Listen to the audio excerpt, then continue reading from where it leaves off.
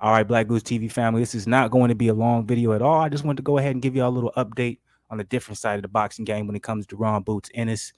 He is going to be back on May 14th, and he's going to be battling Custio Clayton in an IBF Eliminator. I wanted to go ahead and bring you guys these news because, hey, man, I feel like a lot of people feel like Jaron Boots Ennis is next up when it comes to the 147 division.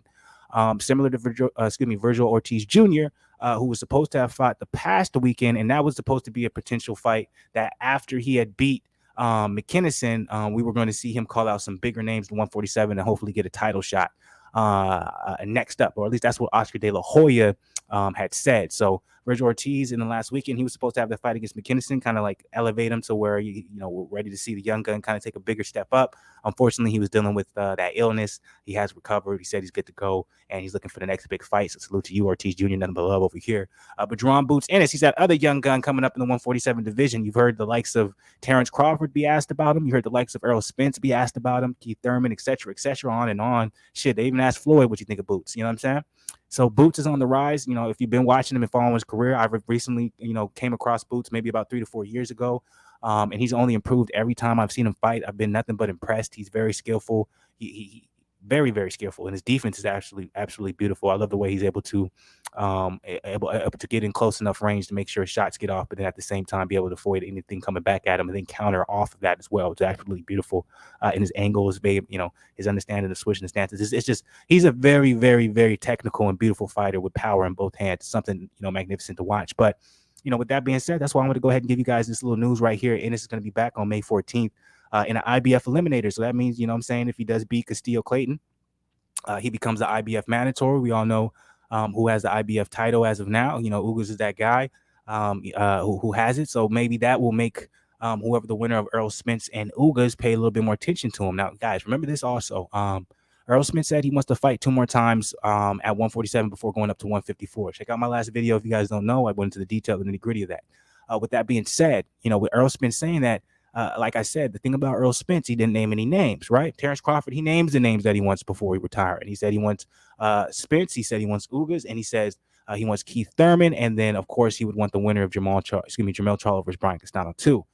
He said who he wanted, so we know what Terrence Crawford had his sights on. Errol Spence, on the other hand, he's a little bit different. He's like, hey, I want 2 more fights.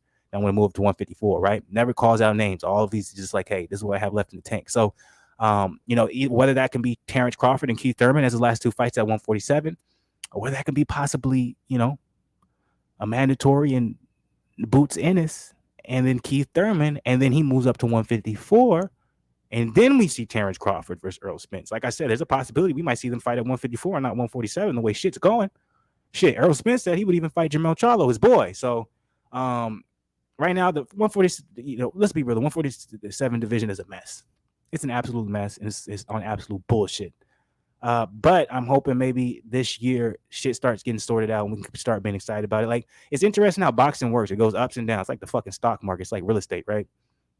We have these years where we're just so excited and so pumped up on what the potential, matchups could be and what we could potentially see. And then it's like, as we continue on with the years, we're starting to say, oh, we kind of fooled ourselves. We kind of, overplayed this scenario. We kind of, hung on to our emotions for something to happen a little bit too much. And that's why entertainment and sports is what it is. That's what they play off of, the what if factor. That's how they make their money. But still, in that sense, it's like, okay, all that shit happened, and now we're hearing this year, and the heavyweight division is in the lingo.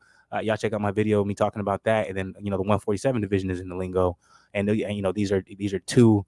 I said lingo for both. Is that right? Is that the right word? Does that make sense? Anyways, but when it comes to both of those divisions, we usually would say is the strongest divisions. We're seeing it kind of in a position where we're like, okay, what the fuck is going on? A transition.